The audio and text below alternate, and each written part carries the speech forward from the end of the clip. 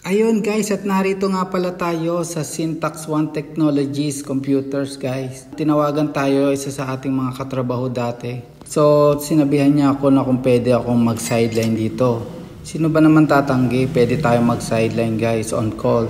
So i-repair natin dito is mga laptop, PC, desktop. Ito ay isa nga palang service center ni Lenovo. Pasukin natin ha. Makikita nyo rito yung mga repair. Ayan, may mga pwede na i-repair dito. Ayan. May mga purchase silang laptop, desktop. Tara, update ko kayo guys. Ito yung karaniwang sakit ng LCD. More on, hindi naman sa Lenovo lagi. Minsan meron din sa type. Yung line na yan, hindi siya complete graphics eh. Pero nung kinonek ko siya sa monitor, ayan, smooth yung graphics niya, smooth yung letter.